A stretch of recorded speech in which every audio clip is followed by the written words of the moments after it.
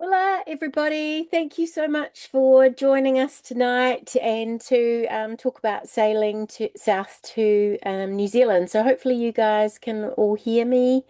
Obviously, drop me a message or say tune in and turn off your mic and let me know if you can't. Um, Tonight we're going to be talking about sailing to New Zealand and why it's a great place to go and sail to, how we can help you sail there, and how what research you'll have to do if you don't join us to help you get there as well. So, my name is Vicky Moore. I run a company called Island Cruising. We've been looking after cruisers sailing around the South Pacific for the last 41 years, and we look after about 250 odd boats per season. It's about 50% of the cruising fleet sailing through the Pacific each year is on our rally or part of our group. We have a flexible format so that you can choose your own adventure, and we'll provide support with whichever way you decide to set sail.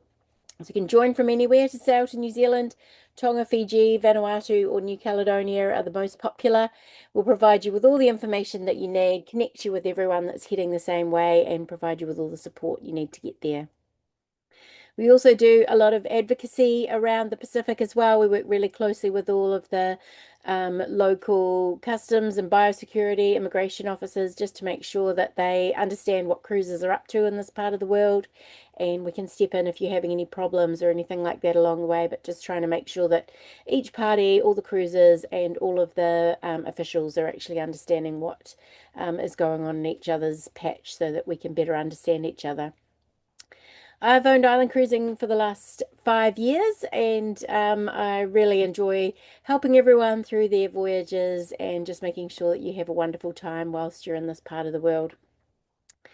So the Sail South to New Zealand package is part of the Pacific Rally that we run around the islands. It's an information and support package. It's a rally isn't really the right word for it, but it's a fully flexible package that where you get to choose your own dates and destinations, but you can access all of our online content and stay informed and get full support along the way. And this also includes some fantastic discounts, so you can quickly recoup your entry fee by taking advantage of the special offers from our rally partners. If you do decide to join us, if you're not already part of the rally, our Sail South to New Zealand digital package is just $690 per vessel for the 2026 season. It's about 400 odd US or 350 euros, and you also get a discount to join us again on the full Pacific Rally to head back up to the islands again in 2027. So I encourage you to spend a bit of time in the Southwest Pacific. I often hear people who are sailing around the world comment that the Southwest Pacific is the best part. So you do need multiple seasons to have a really good look around this part of the world. And cruising New Zealand is one of the biggest highlights and the perfect stepping stone for sailing back up to the Pacific again next season. You're going to find lots of friendly people, interesting, diverse cultures, spectacular cruising grounds. It's clean, it's safe. There's excellent marine facilities both up here in the islands and down in New Zealand and also in Australia. There's a huge amount of territory to cover, and we'll make sure that you don't miss any of the good bits along the way. So as I mentioned before, it's fully flexible. You get to pick and choose your own dates, and the sailing season up here in the islands typically runs from May till November, and then November through until April is considered to be cyclone season in the South Pacific, Southwest Pacific. So some people choose to stay up in the islands, which is absolutely fine. You can do that as well if you're might want to check with your insurance company before you do that, or you can sail south to New Zealand with us as well, or also onto Australia. Our content covers the Cook Islands, Samoa, Niue, Tonga, Fiji, Vanuatu, New Caledonia, New Zealand, or Australia. So you can pick and choose any of those destinations. Some people just go to one place and then on to New Zealand. Other people quickly skip through all the places and then go back again for another look next season. So your route and your itinerary and your dates are entirely up to you. And you can join early to get the most benefit from all the content. So you can start accessing all of our information as soon as you sign up to our group. There's a lot going on in the South Pacific through the season. So if you're heading to Tonga, you might want to stop and stay for the Vava'u Sailing Festival, which is in September this year. If you're cruising through Fiji, you might want to sign up for the Musket Cove Regatta, which is a super high highlight on the social scene in Fiji and cruising through the South Pacific. And that's also in September as well. Or if you've seen and done Tonga and Fiji, you might want to head on to Vanuatu. Of course, this is a really interesting place to go and visit, and one of the highlights there is calling into Tanna and visiting the live erupting volcano at Mount Yasur in Tanna. And also for those wanting to go to New Caledonia, we're looking at hopefully getting a Loyalty Islands clearance maybe at the end of September. We're sort of working out the pricing and the logistics for that at the moment. So that'll only be released to the people in our group to access that Loyalty Islands clearance. So the loyalties are sort of located between New Caledonia and Vanuatu. You can see up here. Not normally an official port of clearance, by the way. And New Caledonia is another incredible place to go and visit in the Southwest Pacific. Super different culture and geography, and an incredible lagoon that you can cruise and really spend some time exploring down there as well. So, why would you want to cruise to New Zealand this summer? And of course, the choice is yours. You can stay here in the islands, you can go to Australia, you can come to New Zealand. There's a lot of different options for you. New Zealand is perfectly positioned in the Southwest Pacific, just below all of the islands in the Southwest here that we really enjoy cruising to. So if you bounce down to New Zealand for the summer season, it's an easy sail back up again to get back up to Tonga, Fiji, Vanuatu, or New Caledonia to continue cruising again the following season. Of course, you've got the southeast trade winds in this belt up here, which make it much easier to cruise from east to west each year. So people will often head south from Tonga to New Zealand this season, spend the summer in New Zealand, and then bounce back up again at next season up to Fiji, and then continue working their way west and on to Australia or perhaps up to Indonesia the following season. So New Zealand is in a perfect spot. Each of these places are around 800 to 1200 miles away from New Zealand, so about a week's passage to get between the islands and New Zealand and back up again. Of course, we've got the other benefit of having Minerva Reef on the way, particularly if you're departing from Tonga. It's a couple of hundred miles from Tonga to Minerva, and then you can stage yourself there to do the remaining 800 miles from Minerva Reef onto New Zealand. So that's a pretty spectacular place that I highly encourage you to go and visit if you've got the weather and ability to stop there. You can also stop there on the way home from Fiji to New Zealand. It's a little bit off the beaten track, but it is a possibility to go there on the way to and from New Zealand, but a bit more popular to go there on the way up to Fiji rather than the way back to New Zealand. So New Zealand is an incredible country to visit. There's a lot of territory to cover, and again, you can't really see everything in one particular season. A lot of people will arrive into New Zealand up here in Northland, into either Bay of Islands or into Whangarei. Then you've got our largest capitals, or largest city, sorry, is Auckland. There's about 1 million odd people live in Auckland. And this top part of New Zealand, from Auckland over to the Coromandel Peninsula, Tauranga, and further north, is sort of our incredible cruising grounds and our main kind of marine centre for New Zealand. A lot of stuff goes on here. The population is larger up here. But if you want to cruise further south or go and visit further south, we also have the incredible Marlborough Sounds at the top of the South Island here. You can head down the west coast here to the Fiordland, which is beautiful and remote and absolutely spectacular cruising down here. Stewart Island again at the bottom of New Zealand. Not many people venture this far south, and it's an amazing place to go and visit, and some really lovely cruising around this part of the world. And then back up the east coast to the South Island, Otago, into Banks Peninsula, Akaroa Harbour, and you also have Wellington, Napier, and further back north up to New Zealand. So you can do either spend your entire time up here in the Northland area or do a full circumnavigation of New Zealand. The choice is yours. So as I mentioned before, most people will arrive into New Zealand either here in the Bay of Islands or a little bit further south here into Marsden Cove and Whangarei. It's usually people wanting to sort of get in before the weather changes, and so these are two perfectly positioned places for you to arrive and stop and spend a bit of time. For those that want to go a little bit further south, Auckland is a fabulous place to also arrive into New Zealand, also an official port of entry.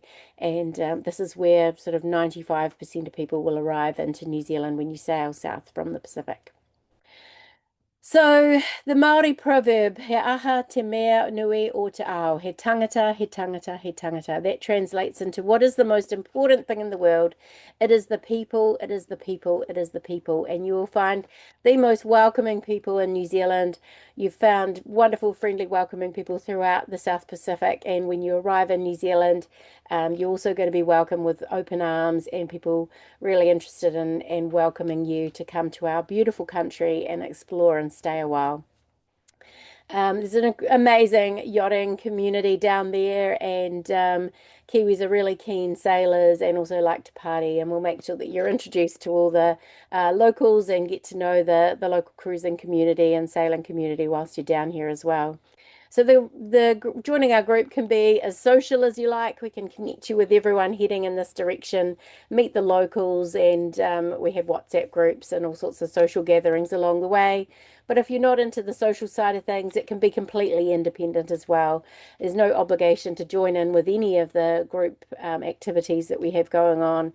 You can just be as independent and just tap into the information as you wish. No obligation to kind of join into anything along the way. New Zealand also has a really interesting Māori culture, and you'll be warmly welcomed by these fierce Māori warriors, and also Polynesian, incredibly interesting culture. And we will give you some advice on how to be a considerate cruiser, and a lot of what how you're treated in New Zealand and also the Southwest Pacific has a lot to do with how you treat others you meet along the way. So we like to ensure that you are fully educated in the rules and regulations and learn about and respect the cultures and the places and the people that you visit along the way. So we like to ensure that you are fully on board with that. And that also goes for the Southwest Pacific as well, and being respectful of the culture in Tonga and Fiji and also Vanuatu and New Caledonia as you cruise along as well. It's really important for us to make sure that cruisers are continue to be warmly welcomed in this part of the world.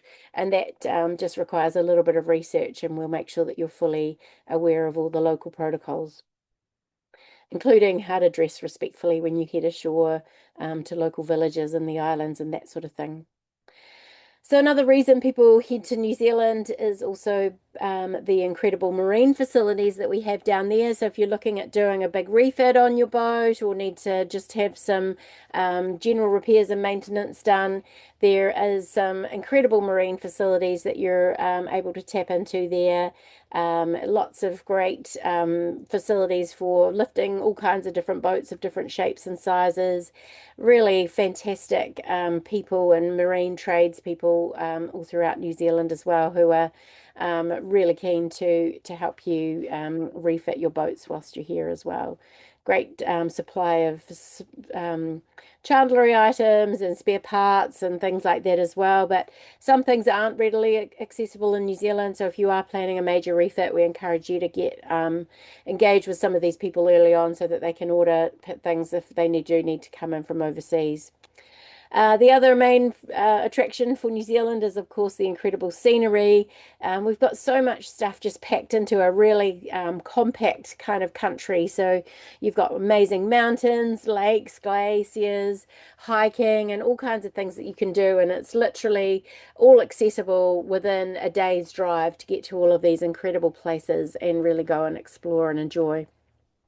We also have lots of interesting birds and wildlife for those that are really loving the animals and things that you can see along the way. And we can help you by giving you lots of advice, saving you lots of hours and researching, getting wrong answers, missing the best bits, doing endless paperwork and making expensive mistakes along the way. So we can really help you as you go along. So some of the things that we can provide to you is to give you all the information about the entire Southwest Pacific, including all of the documentation and arrival and departure formalities, making sure that you are fully compliant with all the requirements of each country as you come in and out. And that gets stricter and stricter as you head further west. So arriving into Fiji and New Zealand and Australia, there's a lot of paperwork to complete. And we'll also give you a few tips on how to complete this paperwork and make sure that you don't inadvertently trip yourself up. There's a few little tricks along the way to make sure that you don't end up paying more taxes or getting stuck with some of the other little quirky things that people sometimes come across. Our website has lots of information on it for the rally participants, so they get access to a resources page which has all the documents that you require for each individual country, as well as detailed notes for all of those places. And we also have an AI assistant to help you find it all, and all the documentation can be found on there in the rally guide. It's important to understand the rules because maritime crime and drug trafficking in the South Pacific is a big problem, and yachts are being closely watched because they suspect that yachties are some of the people that are trafficking the drugs. So we like to try and ensure that all the people that are part of our group understand what their rights are when it comes to being searched, but also what the officials are wanting to see, where they are not suspecting that you're going to be a drug trafficker. So, for example, keeping your AIS switched on and making sure that you're not stopping in places such as the Lao group before you've cleared into the country, and also reporting any suspicious activity that you see along the way, and understanding you follow the rules and regulations for every country that you're visiting. You may be boarded and searched in the islands and also in New Zealand, and we'll make sure that you understand your rights of when and where and how you can be searched, and advocate on your behalf if you have any bad experiences, so long as you have obeyed the law during that time. So things have been, a lot of boats have been searched here in Fiji this season, and so far everything's gone really well from both sides, as far as I'm aware. A lot of people will talk about the weather when they talk about sailing to New Zealand, and they'll say, don't sail to New Zealand, it's the most scariest thing that you've ever done in your life.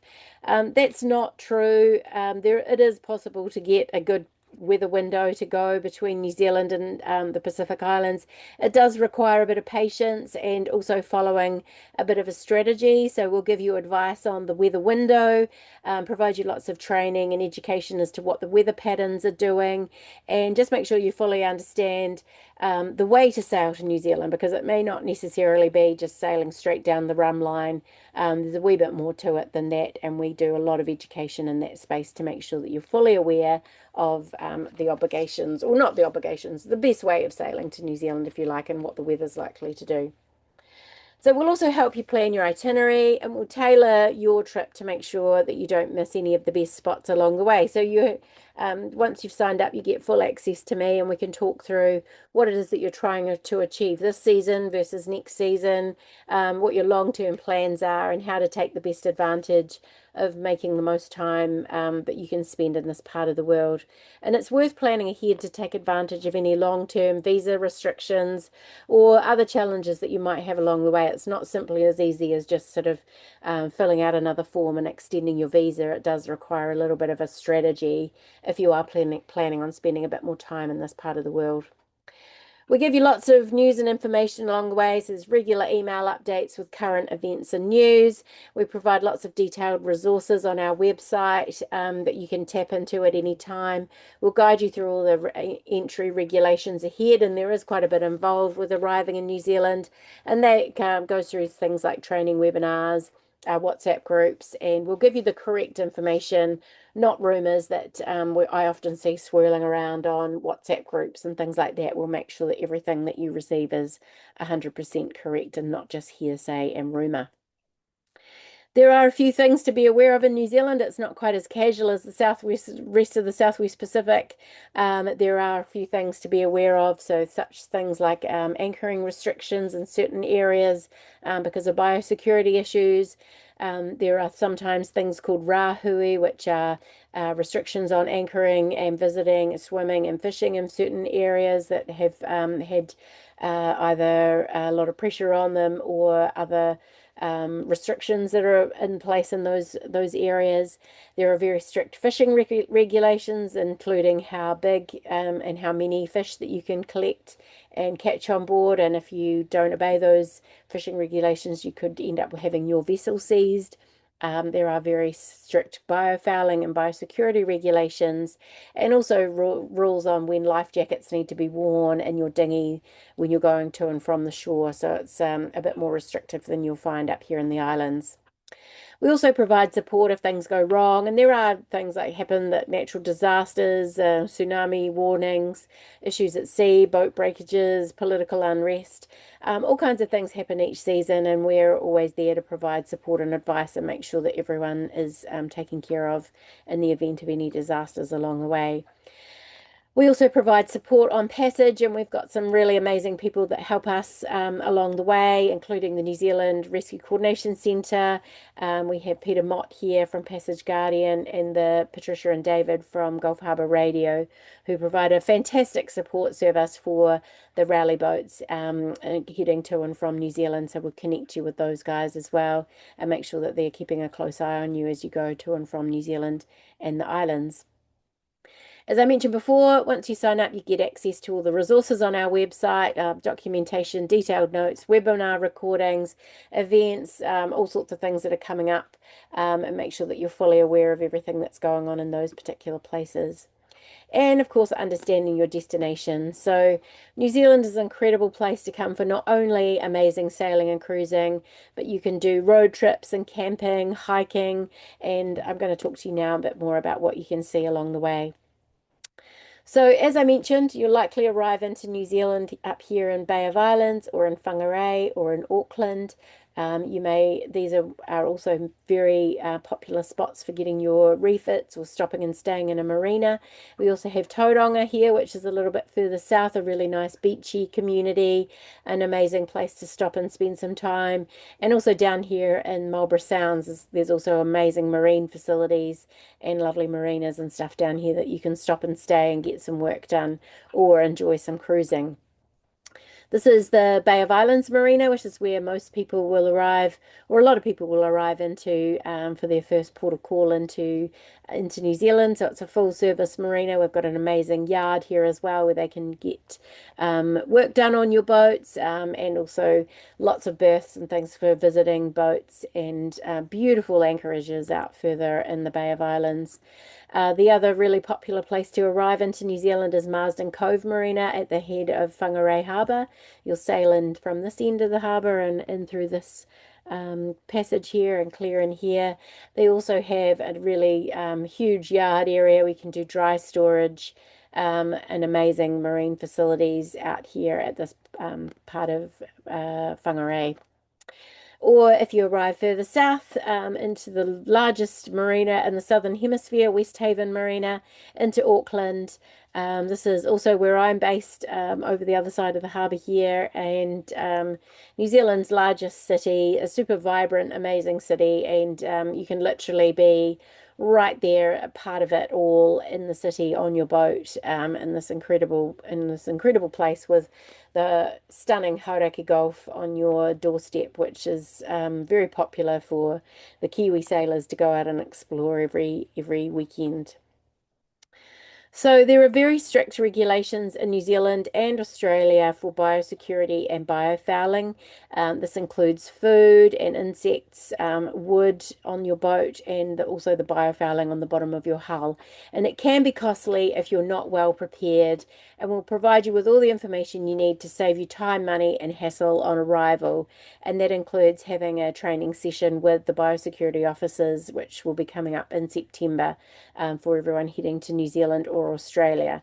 And the reason that everything is so strict in New Zealand is that in recent years, we've had this terrible noxious weed growing on the ground called Callirpa, and it has not been in New Zealand previously. They suspect it was brought in on a hull of a yacht, and it has now travelled throughout many different places in New Zealand. They're trying to eradicate it at the moment, but they really don't want to allow any more of this noxious weed into New Zealand or any other weeds that they don't know about. So biosecurity is really important in New Zealand. Being such an isolated island nation, that a lot of the pests and things that you find in other places of the world have simply not arrived there, and are being a very important agricultural industry. They do take it extremely carefully.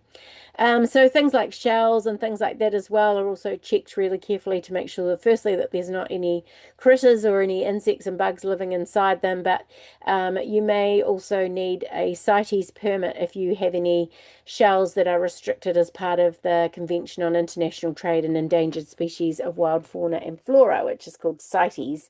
And we'll also have a session with these guys to make sure that if you are carrying any of these rare shells that are not allowed to be transported across borders, we can help you get a permit to bring them into New Zealand. Otherwise, they will be seized and taken off of you. You also need to have a biofouling management plan, which sort of documents how what you've got on your hull and how you manage biofouling on your hull. So we'll give you a template to use for that, and just make sure that you're fully aware of the requirements of what biofouling is and isn't permitted on your hull before you arrive into New Zealand. And if you're interested in taking part in some of our other environmental projects, we work closely with an organisation called Citizens of the Sea, where you can participate in towing one of these torpedoes behind your boat and collecting ocean eDNA samples on the way. But we'll also educate you in the regulations on when you can use and can't use your holding tanks, responsible fishing, where to dispose of rubbish carefully, and also all sorts of other biosecurity issues. For yachts arriving in New Zealand, your vessel can stay for up to 21 months on what's called a TIE, a temporary import entry, and these generally allow visiting vessels to have goods and services relating to their boats purchased for tax-free. So you get to pay, you have a 15% discount on everything in New Zealand by not having to pay the GST. It's very common in New Zealand. It's also possible to do in Australia for trades who allow it, but these are generally things that are only going to be part of your vessel. So you can't go and buy yourself some new shoes, GST free, but if it's a new sail or a new engine for your motor or new navigation equipment, then generally you can buy it tax-free when you're dealing with certain suppliers, and we'll make sure you know who those suppliers are and how to take advantage of that discount. If you do not have a New Zealand or an Australian passport, you do require a visa to enter New Zealand. So there are a number of different options. It really depends on your nationality and what you plan to do during your stay. And so we'll talk you through the different options that are available to you so that you don't have to go through any additional admin and expense if you can avoid it. You may also require a medical check, and that depends on a variety of factors, including where you've been and your age and all sorts of other things. And we'll guide you through the process and save you the hassle of applying for the wrong visa or also running out of time at the other end of your stay in New Zealand. So we've been able to help people with a lot of complicated visa issues and point them in the right direction. So if you aren't joining our group and you are going to require a visa, I recommend you do quite a lot of due diligence yourself on the requirements to make sure you don't apply for the wrong one. Many marinas in New Zealand and Australia require a $5 to $10 million third-party liability cover, and we do work with insurance companies who can offer top-up cover if your own insurance policy doesn't have the required liability cover to visit various marinas. So we'll talk to you about that as well. And we also have lots of amazing marine partners who are part of our group as well. And we'll give you tips on all the best marinas to enter the country, the best yards for your maintenance and repairs, and the best places to go and purchase your marine goods and services in the Southwest Pacific. And we work really closely with all the people that we trust to offer great service, advice, priority treatment, and also some of them give you excellent rally discounts as well. And you can see a lot of these on our website and in our monthly magazine as well. And you can quickly recoup your entry fee by taking advantage of the discounts. In fact, it often works out cheaper to join us, our group on the rally, than trying to do it on your own. So there's a lot of benefits to being a part of our group. If you're wanting to take on crew to sail to New Zealand, we have a really huge database of keen volunteers, but also professional crew and delivery skippers. We'll give you advice on handling crew logistics and movements because they're a little bit involved with that sort of thing as well. And it's a great win-win situation because a lot of the people that are on our crew seeker service are people that are wanting to sail offshore themselves on their own boat and wanting to get that blue water experience before they set sail themselves. So we've got lots of keen people that would love to come up and get some experience sailing with you back to New Zealand at the end of the season. We'll give you all the options and information on which yard or marina to book into and the best marine trades in the country. We recommend that you book in early because they do fill up and the 6 months will whiz by in a flash before you know it. It was also obviously the summer holiday period and Christmas during that time. So we'll make sure that you are fully aware and starting to get some quotes and things booked in for your stay in New Zealand as well. We also offer great service and discount and advice from our sponsors. We've got boatyards, chandleries, sailmakers, sailing gear, and as I mentioned, you can quickly recoup your rally entry fee with the savings. So check out our partners page on our website if you're interested in seeing who all those people are and what deals you can get. But they'll all definitely offer you lots of friendly service and great advice whilst you're in New Zealand as well. If you have any support, any questions or problems whilst you're in New Zealand, I'm obviously there and happy to help, and we'll give you correct and up-to-date advice on everything that's going on in this part of the world and advocacy as well on your behalf if you have any issues or stumble upon any problems along the way. We do a weekly members email, which has all sorts of upcoming events in connection with the cruising community and any special offers and stuff that we've got going on. And of course, you get to meet the locals as well, make new friends, and Kiwi cruisers are some of the most friendliest people that you'll meet along the way. Some people, when they get to New Zealand, just like to stop and stay a while. So you might like to sort of pull up in this marina here, which is the Town Basin Marina in Whangarei, for example.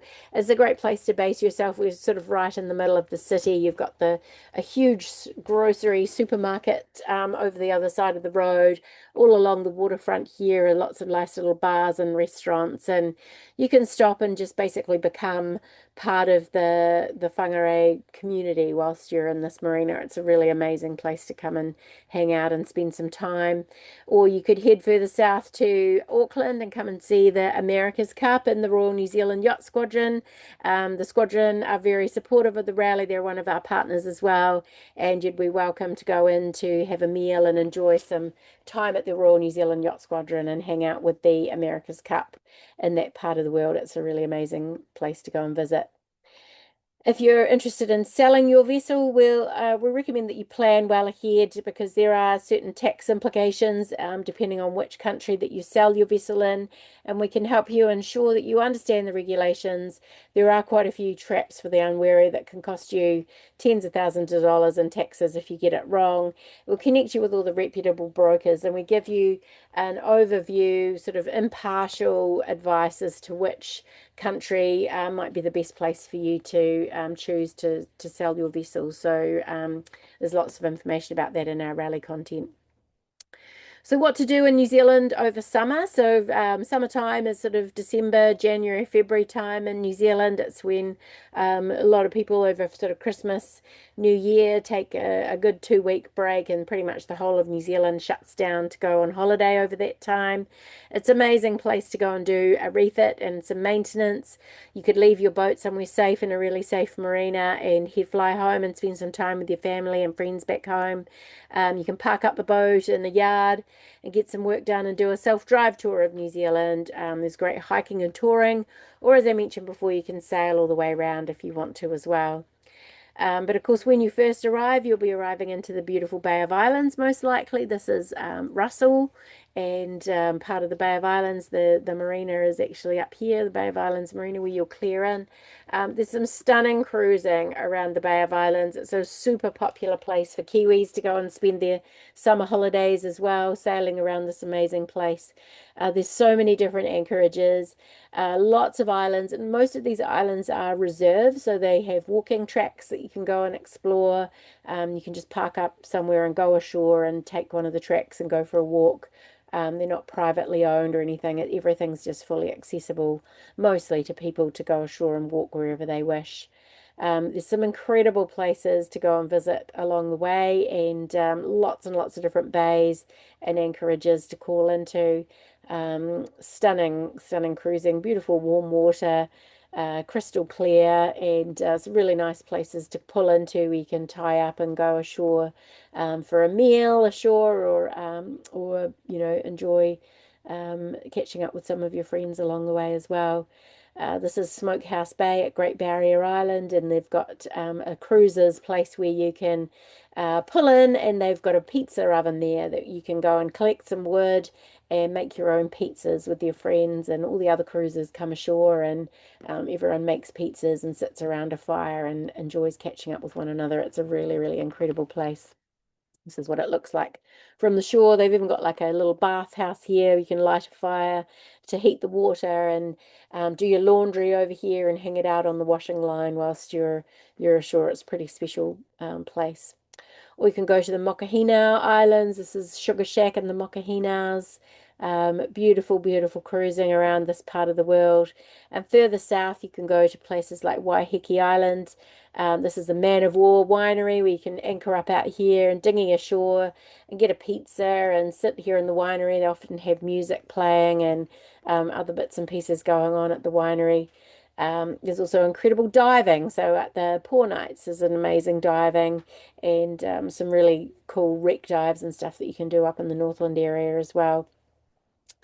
So Waiheke Island is really close to Auckland, obviously the biggest city in New Zealand, and a really popular place for the Aucklanders to come out to for the weekend as well. So this is Onaroa Bay, a beautiful place to come ashore and anchor, and then head ashore and try out one of the many wineries on Waiheke Island. There's numerous wineries there to go and visit and explore, which is amazing. Or you can also access the Coromandel Peninsula, and this was us at Christmas time over here. That's my boat there in the middle. And again, you can just dinghy ashore and go walk up these beautiful hills and look down on the bays below, and go and explore. And again, Auckland, incredible. So this is Rangitoto Island, a volcanic island, extinct volcano or dormant volcano in Auckland. Some incredible cruising around here, and lots of beautiful marinas and marine facilities as well in Auckland. This is West Haven Marina and the Royal New Zealand Yacht Squadron, I showed you before. That's where the America's Cup lives. And this is the biggest marina in the Southern Hemisphere, and an amazing place. You can park up here and be literally right in the CBD of a really vibrant and amazing city. There's also Tauranga, which is a little bit further south. And this is an amazing place to get a refit and things done, especially good for those of you who really enjoy their surfing and water sports. It's a really beachy, seasidey town, another great place to come and visit. And there's some incredible cruising out from there as well. Or you can join us to head right round the South Island on the South Island Rally, and head down to some of the amazing places in Fiordland and further south. So this is heading up round the top, round Cape Reinga, and down to the Abel Tasman National Park, which is a stunning, stunning place. Beautiful white sandy beaches, quite a tidal place. You can anchor here at the trailer yachts, come in here and anchor up, and the water all drains out at low tide, and they sit there on the sand, which is kind of fun. Some beautiful, beautiful places to go and explore in the Abel Tasman. Oh, got that picture twice. And then down into Marlborough Sounds. This is at Pelora, not Peloris, Punga Cove, and they've got a great place, some moorings out here for boaties to pick up, and they've got a wonderful marina there as well, the Marlborough Sounds Picton Waikawa Marina to go and visit and park up in, and stunning, stunning cruising in Marlborough. Literally I think they've got like a massive percentage of New Zealand's coastline is in the Marlborough Sounds, and there's some just numerous bays and inlets. I've cruised there many times. It's my old little boat there, and I still haven't explored all of it. It's amazing. And then further south to Fiordland, if you're not going here on your own boat, you can go and do a tourism type boat in here with the rest of the other tourists. But if you're on your own boat, you can explore some of the other amazing bays and inlets sort of in Fiordland, and you'll pretty much have the whole place to yourself, just you and the fishermen down there. And it is absolutely spectacular scenery in this part of the world. And of course, the friendly local wildlife as well. And then you can head further south down into Stewart Island too. Or some people prefer to park up the boat. They've had enough of the boat for a while and they want to do something a little bit different. So you might like to self-drive. You can either rent or buy yourself a van or a car and go touring around New Zealand. There's lots of campsites. There's, you can stay in a camping ground, or you can also do freedom camping if you've got a van that is self-contained and has toilet facilities on board. So you can get those and go freedom camping as well. And then just go and cruise around some of the places that you can't get to by boat. This is up in Golden Bay. This is Pupu Springs, some of the clearest water in the world. And I'll go and visit some of the baby seals. This is in Kaikoura. Or if you're really into your hiking, there's some incredible hikes around New Zealand. You can either do short walks or multi-day hikes and go into some of the huts and things. This is up at the Tongariro Crossing, which is a famous walk in the in the centre of the North Island, with some incredibly beautiful coloured lakes and volcanic kind of landscapes along the way. And we've also got an incredible hiking hut system where you can buy a hut pass and come and stay in these huts in the mountains and hike in and stay overnight in some of these places. So we'll tell you about how that all works as well. We've got glaciers you can come and hike on as well if you want to, and other places up in the mountains that you can get to either by walking to or four-wheel driving to if you buy yourself a vehicle that's capable of getting in there. We also have incredible food and wine. Obviously, New Zealand is really famous for its amazing wines and incredible food and things like that as well. You'll be blown away by the supermarkets after you've been up here in the islands and you get to New Zealand and get to an amazing supermarket. We can buy incredible cheese and wine and meat and other produce there as well. Amazing restaurants overlooking the ocean. This is also on Waiheke Island. And yeah, incredible foods along the way.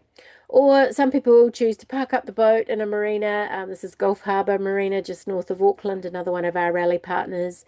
And you can park up there and leave the boat and know that it's going to be well looked after and head home for a visit back to your home. And we've got people that we can help mind your boat whilst you're away, or project manage the work that needs to be done whilst you're away. And I recommend that you engage someone that we can recommend to help manage that or look after the boat whilst you're offshore.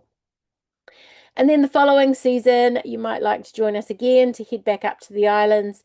Once, as I mentioned, New Zealand is perfectly positioned to once again access Tonga, Fiji, Vanuatu, and New Caledonia, or head across to Australia.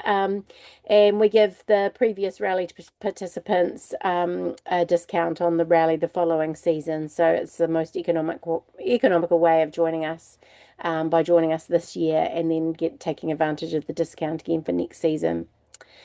So once again, back to the geography lesson. New Zealand's about 1,000 nautical miles-ish between Tonga, Fiji, Vanuatu, New Caledonia, and Australia. So a great place to position yourself for summer and then easily access a lot of these places again, taking advantage of those southeast trade winds to help you get further west. So you have two choices. You can sail on your own and spend lots of time researching everything you need to know, potentially missing the best bits, or accidentally upsetting the locals, or missing out on all the events, news, great deals, and discounts. Or you can join us and sail the Pacific with confidence and community. You can find our website, Island Cruising, and just have a look at what our rally page. As I say, it's not really a rally. It's in terms of the typical sense of the rally word. It's more of an information package to either sail south to New Zealand or go west to Australia, or in fact stay up in the islands as well. That's definitely an option with us too. There's a registration form on the website that you can complete, and then we'll get you all set up so that you can access everything. And you can find us online at islandcruising.nz. And that's the end of my presentation, and I'm here to answer any questions you may have. Stop sharing my screen. Does anyone have any questions?